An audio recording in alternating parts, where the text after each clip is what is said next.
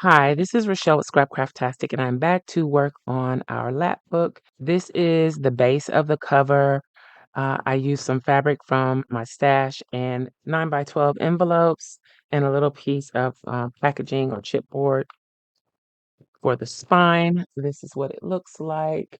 It's approximately 6 by 9 with, I can't remember what the spine size is, 2-inch spine. And then these are 3/4 inch spines, a little less than an inch. Okay, so that's what I'm working with. Now, I've decided I'm going to try and make this more folio style than journal style, which it takes a lot more time to do. Even though it has the ornaments on it, it can be classified as a winter journal. So maybe we can finish it before the end of January. I don't know. Anyway, I'm not going to worry about that. So I pulled a piece of paper from the paper pad that I'm using for this project. It's a 12 by 12, and I have these two pieces of packaging that I'm going to use on. They're the basis for whatever I'm going to put on these two flaps. So these two.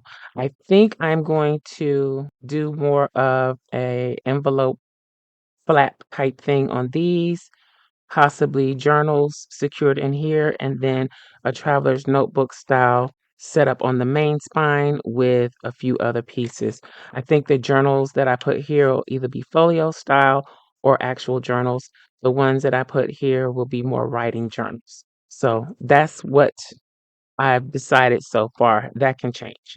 But what I'm going to do is go ahead and wrap these two base pieces for those two parts of the lap book, and I'm just going to start out by cutting this paper in half and then trimming it down a little bit more.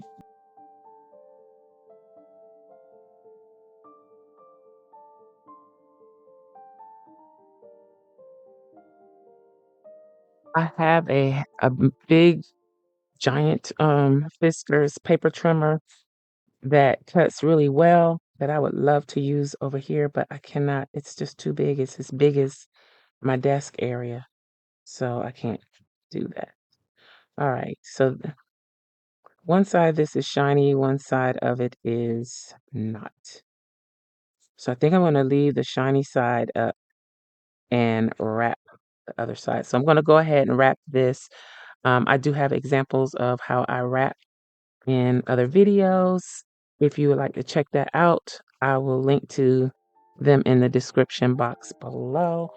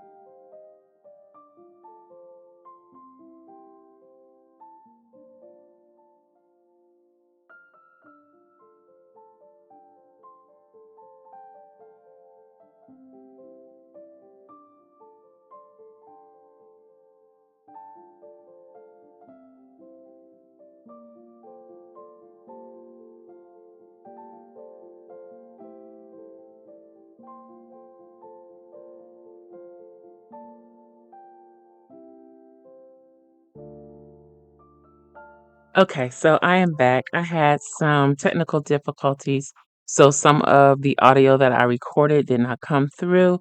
So let's go over what I have done. Tried to put in some of the footage of what I did, but I had a lot of mistakes with this. Let me turn this around. This is one mistake was I started gluing my flaps on the wrong side of my base. This was supposed to be on the front. So because I did that, I ended up having to add another piece of scrap paper here, which wasn't originally supposed to be the plan. I don't know what I was thinking the day that I did that, but that's what happened.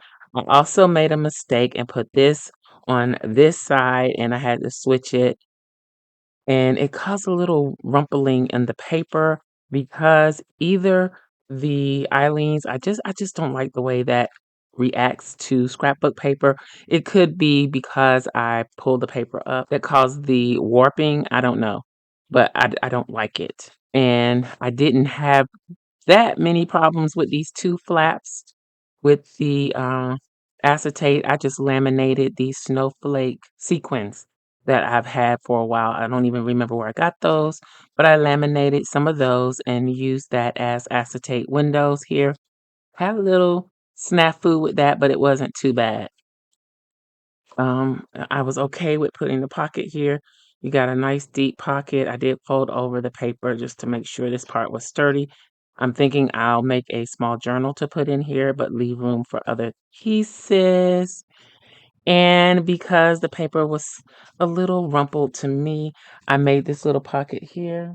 I didn't film the making of this pocket, but it is two pockets. So there's something here, you can put something here, something here. And I did fold the top over to reinforce that. And yeah, still not quite satisfied with it. I want to put something here. I don't know if it'll just be this or what it'll be, but I have that tucked in here. Then I put a piece of double-sided tape down, put this piece of ribbon, and then I put the masking tape on top. I am thinking of coming back, putting some fabric on these folded bits because I don't want them to wear out over time. I'm also thinking about doing some DIY fabric tape to cover them, and I guess I could use washi tape too, but I don't think I have anything wide enough in a blue color. But I feel like I need to protect that. So yeah, I don't know. I ended up using Distress ink, which is weathered wood. I think maybe I need to see if I have a bigger pad of that because that's the color that I used here on the white to change it. All right. So, and originally I intended to put it on this side, but I changed my mind. And I think because of the mistakes, I'm going to put it over here. Not for any real reason. I don't know. Let's get it in frame. But so far, that is how this is going to go. I got to get used to my new setup here. And my plan is to at least finish a panel at a time. So I don't know if I'm going to work on this or one of these. Now, in the meantime, I felt like I didn't have enough paper to choose from with just that one paper pad. So I shopped my stash. I looked through my Christmas paper pads and I found these that are somewhat non-traditional. They have non-traditional pages. This is White Christmas from 2020. Yikes. Uh, so this is what this one looks like. It's got a lot of green, but it does have bits like this. I don't know what the stars have to do with this. This is embossed, I think. It has a glittered effect, a raised glittered effect. I thought this was really nice. Sweater material. So all of these are pretty neutral. This is treated as well. It's like a lace.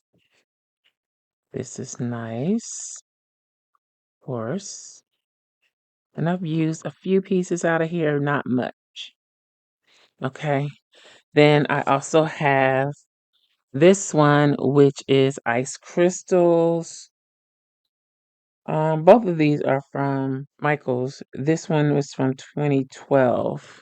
Wow. This is what it looks like. I'm sure I didn't buy it in 2012. So this is what I got to work with. This one's got greens and blues. This is perfect. It says Winter Wonderland. And I think this is the one that I took the page out of to do that little pocket with the window on it. Um, it's the most wonderful time of the year. I'm thinking I might use this as a base for something. One of these. Well, yeah, this is what I use to make that pocket. And then this is silver foil, green wood, music paper. Oh, I must have used some of this too. Interesting. So flipping through this, I'm thinking I may be able to get away with these 2 pages for what I want to do. Next, I want to make a zigzag pocket for one of the panels. I don't know if it'll be the main feature of that panel. I want to have one coming this way and one coming this way. Now, I've watched videos on how to do this. They were doing 3-inch increments. I think I want to do 4-inch, which means I'm going to have a very simple fold. So I'm going to go ahead and score both of these. And they'll score at 4 and 8.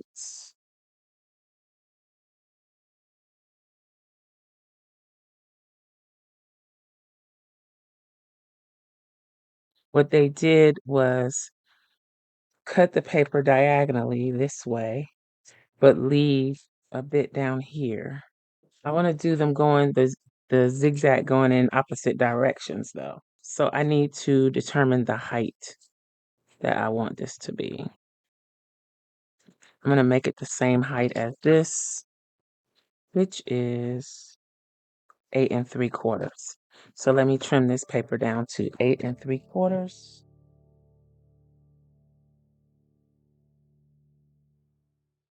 All right, now we're going to mark up 3 inches on one side and 3 inches on the other side. Now I want to go from here to here. So I'm going to draw my line. And I'm just going to use scissors to cut this. Let me fold this so I can see where I'm going here. So that's where I want to cut that one. And this one, I want to cut. I don't think I like that. I should have turned the paper this way. I don't know. But let's just draw the line and trim it. It's not going to have the look that I was hoping for, but oh well. All right. You probably don't get it, but you see how these lines are crossing my pencil line? These lines are kind of going with the pencil line, and I didn't want that. But I didn't think it through well, so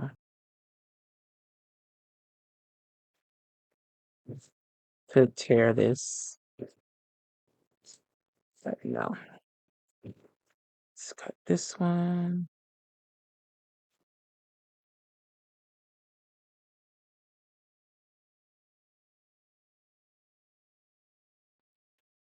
All right, so this is the pocket. It's gonna go like this, or it could go like this.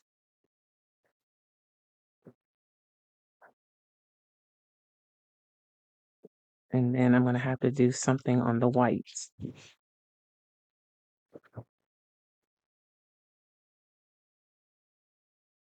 And then this one can go like this, or they can go like this.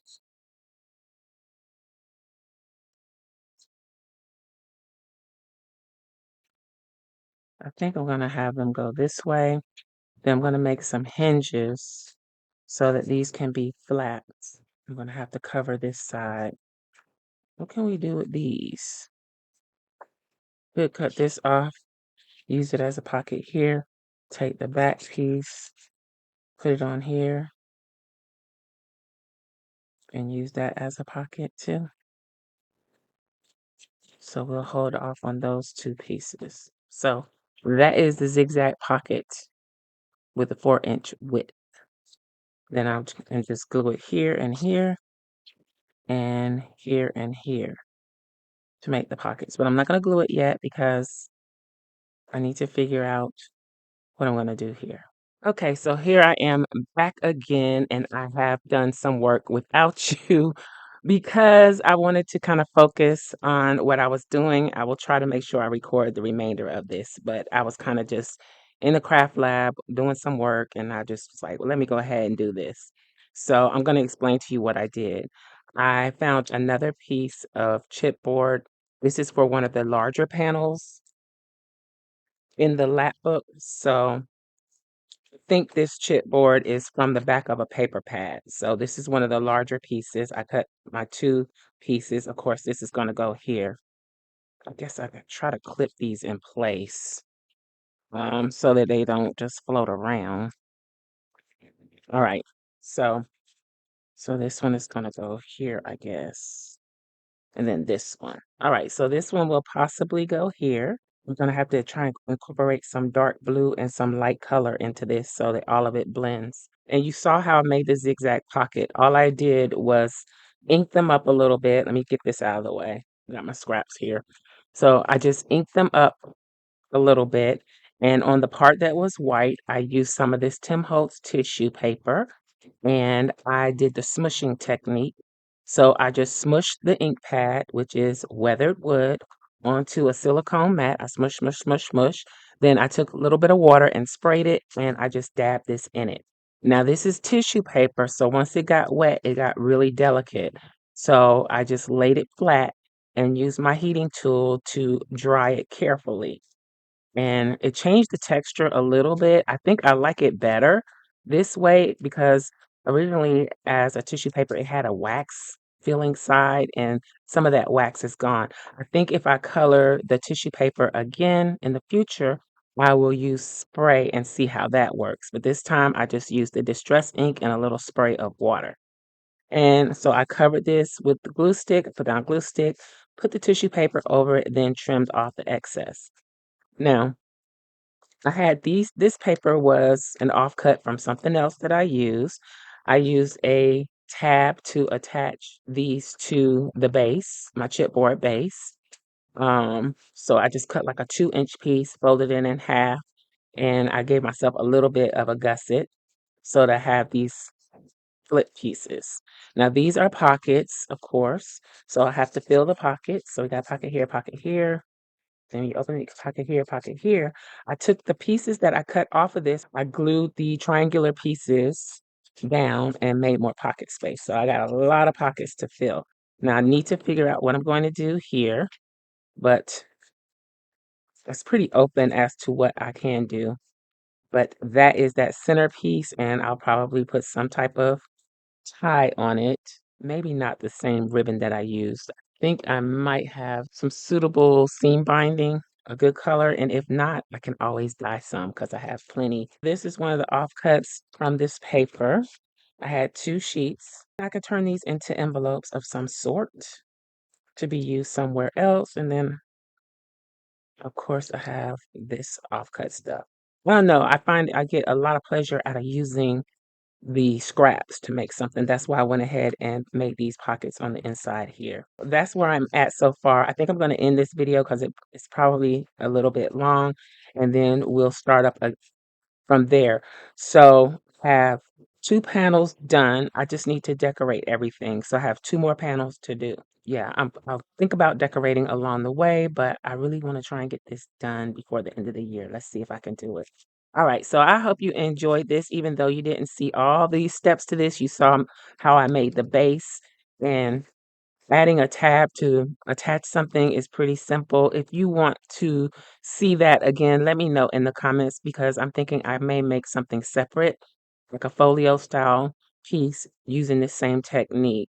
Maybe make it a little bit bigger so that these two will meet, kind of like that, but lay flat, of course. but I just didn't need that big of a space, and I didn't wanna make these pockets only 3 inches because that doesn't give me a whole lot of space to put something in. So now I can do a pretty normal size tag with these 3 inches by 6 inches, and of course, this back piece will be a bigger tag, but yeah, I can do normal sized pieces in these pockets now. All right, so I need to get out my Christmas stamps and maybe some washi and see what I can come up with because I don't have a lot of blue, so I have to kind of make my own ephemera. All right, so I hope you enjoyed this video. If you did, please give me a thumbs up, and you may be interested in this other video. Thanks for watching, and I'll talk to you later. Bye.